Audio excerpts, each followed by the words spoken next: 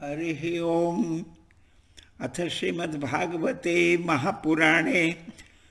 अष्टमस्कन्धे चतुर्विंशोऽध्यायः। राजोवाच भगवन् श्रोतुमिच्छामि हरेरद्भुतकर्मणः अवतारकथामाद्यां मायामत्स्य विडम्बनम् यदर्थमभिधाद्रूपं मात्स्यं लोकजुगुप्सितं तमः प्रकृति दुर्मर्षं कर्मग्रस्त इवेश्वरः। एतन्नो भगवन् सर्वं यथावद् वक्तुमर्हसि उत्तमश्लोकचरितं सर्वलोकसुखावहम्। सूत उवाच इत्युक्तो विष्णुरातेन भगवान् बादरायणिः उवाच चरितं विष्णोर्मात्स्यरूपेण यत्कृतम्। श्रीशुक उवाच गोविप्रसुरसाधूनां छन्दसामपि चेश्वरः रक्षामिच्छंस्तनुर्धत्ते धर्मस्यार्थस्य चैव हि उच्चावचेषु भूतेषु चरन् वायुरिवेश्वरः नोच्चावचत्वं भजते निर्गुणत्वाद्धियो गुणैः आसीदतीतकल्पान्ते ब्राह्मो नैमित्तिको लयः समुद्रोपप्लुतास्तत्र लोका भूरादयो नृप कालेनागतनिद्रस्य धातुः शिशैशोर्बलि मुखतो निःसृतान् वेदान् हयग्रीवोऽन्तिके हरत् ज्ञात्वा तद्दानवेन्द्रस्य हयग्रीवस्य चेष्टितं दधार शफरीरूपं भगवान् हरिरीश्वरः तत्र राजऋषिः कश्चिन् नाम्ना सत्यव्रतो महान् नारायणपरो तप्यत् तपः सलिलाशनः योऽसावस्मिन् महाकल्पे तनयः स विवस्वतः श्राद्धदेव इति ख्यातो मनुत्वे हरिणार्पितः एकदा कृतमालायां सर्वतो जलतर्पणं तस्याञ्जल्युदके काचिच्छफर्येकाभ्यपद्यत सत्यव्रतोऽञ्जलिकतां सहतो येन भारत उत्ससर्ज नदीतोये शफरीं द्रविडेश्वरः तमाह साति करुणं महाकारुणिकं नृपं यादोभ्यो ज्ञातिघातिभ्यो दीनां मां दीनवत्सल कथं विसृज्यसे राजन् भीतामस्मिन् सरिज्जले तमात्मनोऽनुग्रहार्थं प्रीत्या मत्स्य वपुर्धरम् अजानन् रक्षणार्थाय शफर्या स मनोदधे तस्यादीनतरं वाक्यमाश्रुत्य स महीपतिः कलशाप्सु निधायैनां दयालुर्निन्य आश्रमम् सा तु तत्रैकरात्रेण वर्धमाना कमण्डलौ अलब्ध्वात्मावकाशं वा इदमाह महीपतिम् नाहं कमण्डलावस्मिन् कृच्छ्रं वस्तुमिहोत्सहे कल्पयूकः सुविपुलं यत्राहं निवसे सुखं सैनां तदादाय न्यधादौ दञ्चनोद्दके तत्र क्षिप्ता मुहूर्तेन हस्तत्रयमवर्धत नम एतदेलं राजन् सुखं वस्तु मुदञ्चनं पृथुदेहि पदं मह्यं यत्त्वाहं शरणं गता तत आदाय सा राज्ञा क्षिप्ता राजन् सरोवरे तदावृत्यात्मना सोऽयं महामीनोऽन्ववर्धत नैतन्मे स्वस्ते राजन् उदकं सलिलौकसः निदेहि रक्षायोगेन हृदे मामविदासिनी इत्युक्तः सोऽनयन् मत्स्यं तत्र तत्राविदासिनी जलाशये सम्मितं तं समुद्रे प्राक्षिपज्जशं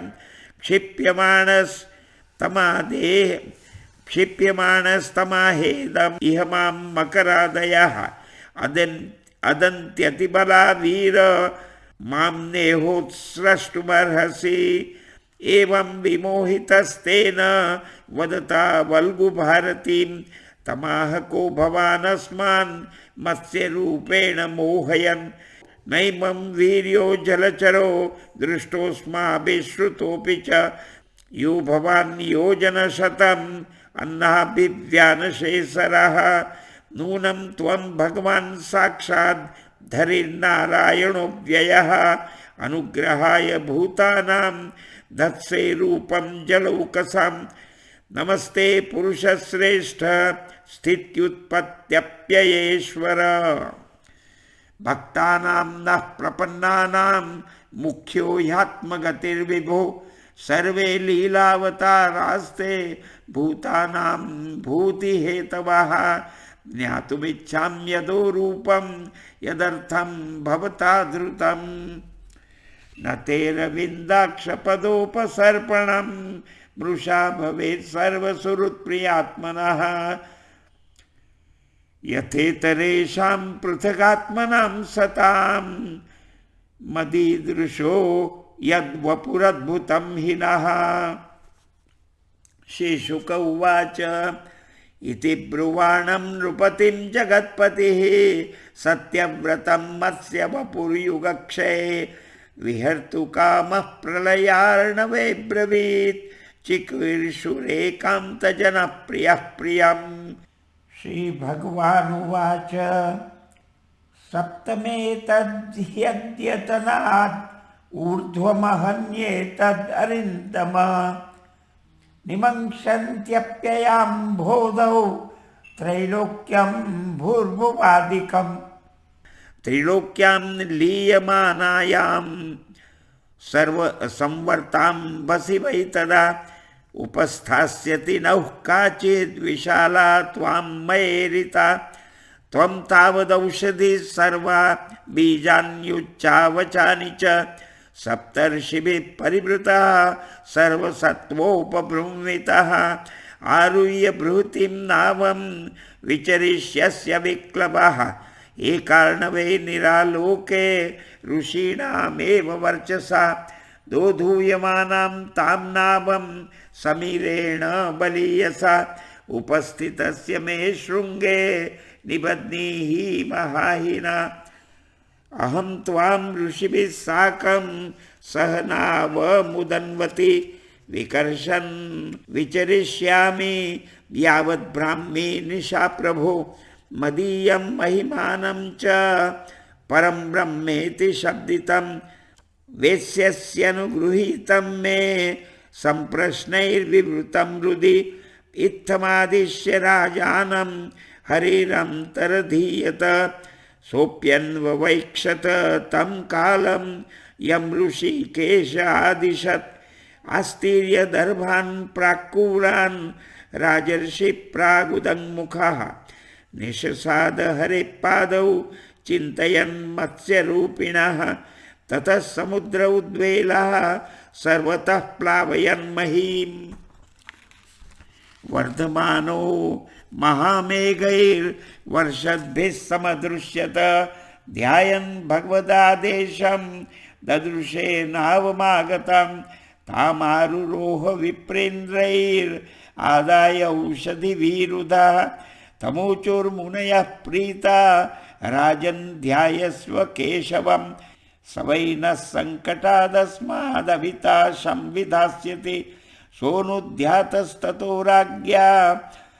प्रादुरासीन्महार्णवे एकशृङ्गधरो मत्स्यो हैमो नियुतयोजनः निबध्य नावं तच्छृङ्गे यथोक्तो हरिणा पुरा वरत्रेणाहिना तुष्टस्तुष्टाव मधुसूदनं राजोवाच अनाद्य विद्योपहतात्मसंविदस्तन्मूल संसार परिश्रमातुराः यदृच्छयेहोपसृता यमाप्नुयुर्विमुक्तिदो नः परमो गुरुर्भवान् जनो बुधोऽयं निजकर्म बन्धनः सुखेच्छया कर्म समीहते सुखं यत्सेवया तां विधुनोत्यसन्मतिं ग्रन्थिं सभिन्द्याद् हृदयं स नो गुरुः यत्सेवयाग्नेरिव रुद्ररोदनं पुमान् विजह्यान् मलमात्मनस्तमः भजेत वर्णं निजमेष सोऽव्ययो भूयात् स ईशः परमो गुरोर्गुरुः न यत्प्रसादायुतभागलेश मन्ये च देवा गुरवो जना स्वयं कर्तुं समेता प्रभवन्ति पुंसस्तमीश्वरं त्वां शरणं प्रपद्ये अचक्षुरन्धस्य यथाग्रणीः कृतस्तथा जनस्याविदुषो बुधो गुरुः त्वमर्कदृक् सर्वदृशां समीक्षणो वृतो गुरुर्नः स्वगतिं बुभुत्सताम् जनो जनस्य दिशते सतिं मतिं यया प्रपद्येत दुरत्ययं तमः त्वं त्वव्ययं ज्ञानममोघमञ्जसा प्रपद्यते येन जनो निजं पदं त्वं सर्वलोकस्य सुहृत्प्रियेश्वरो यात्मा गुरुर्ज्ञानमभीष्टसिद्धिः तथापि लोको न भवन्तमन्दधीर्जानाति सन्तं हृदिबद्धकामः तं त्वामहं देववरं वरेण्यं प्रपद्यैशं प्रतिबोधनाय छिन्द्यर्थदीपैर्भगवन्वचोभिर्ग्रन्थिन् हृदयान् विवृणुस्व मोकः श्रीशुक उवाच इत्युक्तवन्तं नृपतिं भगवानादिपुरुषः मत्स्यरूपी महम्बोधौ विहरन्स्तत्त्वमब्रवीत् पुराणसंहितां दिव्यां साङ्ख्ययोगक्रियावतीं सत्यव्रतस्य राजर्षेरात्मगुह्यमशेषतः अश्रौषिदृषिभिः साकम् आत्मतत्त्वमसंशयं नाव्यासीनो भगवता प्रोक्तं ब्रह्म सनातनम् अतीतप्रलयापाय उत्थिताय स वेधसे हत्वासुरं हयग्रीवं वेदान् प्रत्याहरद्धरिः स तु सत्यव्रतो राजा ज्ञानविज्ञानसंयुतः विष्णुप्रसादात् कल्पेऽस्मिन् आसीद्वैवस्वतो मनुः सत्यव्रतस्य राजर्षेर्मायामत्स्यस्य शार्ङ्गिणः संवादं महदाख्यानं श्रुत्वा मुच्येत किल्बिषात् अवतारो हरेर्योऽयं कीर्तयेदन्वहं हरः संकल्पास्तस्य सिद्ध्यन्ति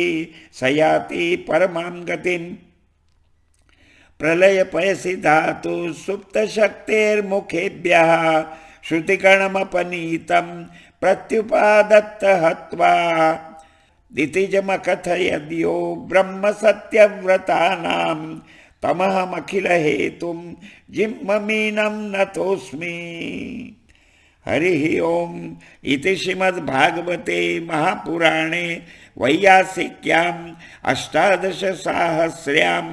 पारमहंस्यां संहितायाम् अष्टमस्कन्धे मत्स्यावतारचरितानुवर्णनं नाम चतुर्विंशोऽध्यायः। श्रीकृष्णार्पणमस्तु इत्यष्टमस्कन्धः समाप्तः। हरिः ओम् तत्सत्। श्रीकृष्णार्पणमस्तु।